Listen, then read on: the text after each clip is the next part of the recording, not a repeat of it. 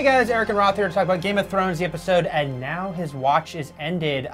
This was quite an eventful episode. Yes, it was. Yes, it was. And we're going to talk about all of the other things until we get to the really good stuff, just like HBO did. I thought there was a lot of really good stuff, though, even though it certainly ended on its coolest moment. Let's talk about Jaime, even though he didn't have a huge part in this episode. Obviously, where we left off was so traumatizing. Right. Yeah, that was, and we're starting to see the repercussions of that. You know, Yeah. Jaime's looking a little bit like understandably, a little bit like a broken man. He still has some fight in him. He's still sort of going for it. He's not able to fight like he was. Obviously, he's missing his sword hand.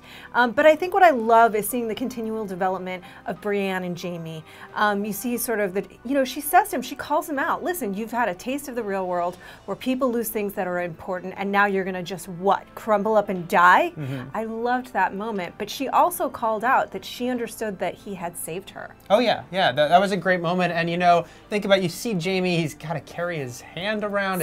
It's creepy and sad. And just remember, you know, we met Jaime pushing a little kid out of a window. So I think they've done a hell of a job of making him very sympathetic. And, you know, you really feel bad for this guy. You do. And I think, you know, I'm just looking forward to seeing that develop even further. Yeah, and you know, speaking of characters we saw do horrible things in the past, and now we're seeing them go through hell, Theon, this week, you know, we really got like a big moment for Theon as far as saying the regrets he feels. Yeah, I loved that because it was so well executed on the part of his tormentor, who at this point, we do not know who that is. We may have some guesses. You may have some guesses. You should chat about that.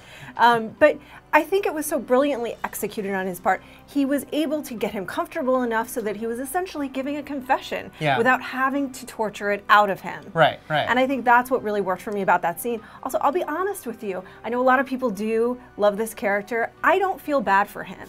I hated what he did. I hated that he betrayed the Starks that way. So, I mean, there was a little moment when he acknowledged Ned that he got me a little bit. He's a ways to go to redemption. Oh yeah, I mean, I think he's a fascinating character though. Yes, he's definitely a very interesting character because he is such a sort of murky place. And yeah, the fact is, you know, he told this guy about not really killing Bran and Rickon, so he actually gave out some valuable information while also saying how bad he felt. And what a terrible thing to do, to trick him into thinking he was saved and bring him back. So. And one of the things that we take for granted is, of course, the performances, but deserves to be called out. That scene was so well played on both of their parts. Yeah, I thought that was an excellent scene. And then Arya, meanwhile, you know, we got a glimpse at what's going on with the Hound. They've captured him, and I really like the Hound too. He's a very interesting character. Yeah, I mean, they're all fascinating characters. I mean, I think I have a visceral, emotional response to some more than others. It's odd, but I have some sympathy for the Hound. Even though he seems to somewhere, despite his really brutal upbringing, which maybe I know a little bit about that, he does seem to have some tendency towards morality. You know, he edges around it, but of course he's a survivor. Yeah, and he also, I mean, like he says, I mean, yeah, he killed Arya's friend, but he did it because he was doing what he was told to do. He was basically doing his duty. He doesn't seem to take any pleasure from it, and that's pretty much his approach is, yeah, I did these things because that's what I was called upon to do. And what's interesting here is that Arya, you see, sort of has her dad's sense of morality where it's really black and white for her. You know what I mean? She's a little more mercenary than him, perhaps, but she's like, you wrong this person, I don't care why. Pay for it. Yeah, and we'll see if he does, because now he's got some trial by combat. Yeah, we learned a lot more about the Brotherhood this episode. King's Landing has always been a busy place, but I think this was a very busy episode as far as all the sort of manipulation and discussions going on, which I think is really handled well. It's not the action part of the show, but it's a lot going on, and hope I pronounced his name right, Varys the Spider. The Spider. We really saw, you know, again, a big glimpse at how this guy has eyes everywhere and is really sort of, you know, I don't know if interfering is the right word, because maybe he's being helpful. But. Well, and I think that that's the great thing about the show is that we're not sure. You know what I mean? We're not sure if he's helping or hurting. But I think what's beautiful about this episode, like you say with King's Landing, is that we see how the machinations unfold. We see how the chess pieces are moving around. You know, he talks to Roz. He gets the information about Littlefinger. He gives the information to Tyrion that he needs to give him. He gives him the allegory about, well, it was not really an allegory because there was a physical sorcerer there. But he basically demonstrated, you know, patience will yield these results. If you really want those results, if you really want this revenge like you say you do, you can have it. But it's going to take you time and effort and methodical and strength of will like it took him. But the interplay between, I think, him and the Queen of Thorns was my favorite. That was great, and you know, he went to her and they have a great back and forth. She's hysterical, and he's pretty much laying it out as far as like, watch out for Littlefinger. It's funny, Littlefinger wasn't in this episode, but was very talked about. He named him as the most dangerous man in Westeros. And again, is there something self-serving here, or does he really want to help people? It's not quite clear. I think it's probably a little bit of both, but then you also see how Sansa is absolutely still this total pawn. I mean, the poor thing, Marjorie, again, is just playing her like a fiddle, just like she played Joffrey like a fiddle in this episode. It's gorgeous to see how she does it and befriends them and seduces her sort of whoever she's conquesting and whatever, getting what she wants. But Sansa, she had that total sense of relief about the idea of being able to leave King's Landing, but they just want power over the North. Yeah, everyone is just seeing her as a pawn, and it was funny because, Olenna had a great line about how she doesn't find Sansa interesting, but she finds all the things that have happened to her interesting. And I think, how is she remaining this naive? I don't understand, you guys. I don't dislike her the way some people do, but I don't get how she's this naive. She's a silver lining kind of gal.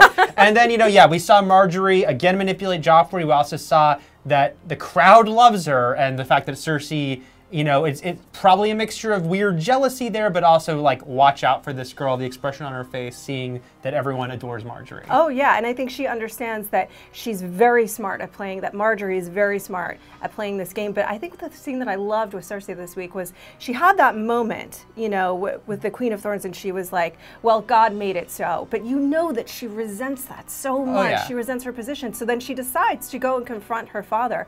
And the hell of it is that he says, it's not that you're a woman, it's that you're not as smart as you think you are. Yeah. And you just think, how soul-crushing is that? Right. It's really so well played and so well done. Again, for a character that we didn't start out this series loving, but there's a lot of different sides to pretty much everyone we're seeing now. But let's get to sort of the big events this episode. There's two things. I know that we want to get to the really big one, but certainly what happened to the Night's Watch this week, everything escalated pretty quickly and went to hell. And next thing you know, Craster and Mormont are both dead.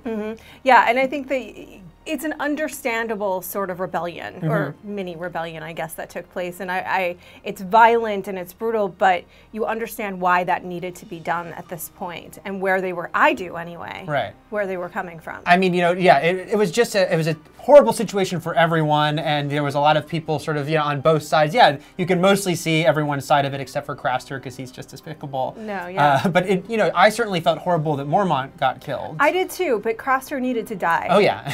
He really needs to. Mormont, that was really too bad. And poor Sam is just caught in the middle of all of this. Right. Sam, he certainly wasn't trying to pick a fight, and he's taken off with Gilly, and we'll see how he survives out there without anyone to protect him, because so far things haven't gone so hot for him on that front. Sam's the man. He's going to step up to the plate. That's what I say. Hopefully. But let's end where everyone's going to be talking about. We didn't see her much this episode, but when we did, it certainly made an impact. Let's talk Dany. I've been chomping at the bit, as you can see, because this is the Dany moment that I have been waiting for, because I love this character. I believe in her. I really believe that she is the rightful heir to the throne. I don't know if this is going to happen, so no comments. I'm not spoiling anything. I really don't know. Yeah. But I really believe that she is. Right. And I think this kind of a moment proves that. She made a choice that was both compassionate and as ruthless as it needed to be. She was methodical, it was well planned, it was a well executed, strategic, warlike move where she had it all. Yeah. She had it all.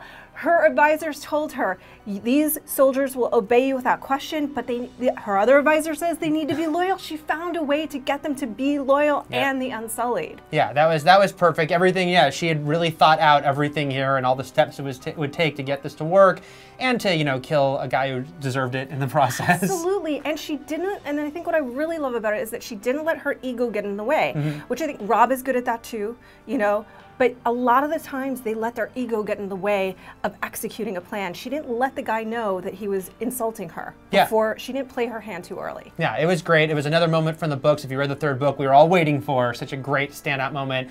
So much happened this episode, a ton of events really, so there was even things like Bran we didn't even get to, so talk in the comments. What did you think about this episode? Are you excited to see what happens next? And we'll be back next week, guys. Thanks.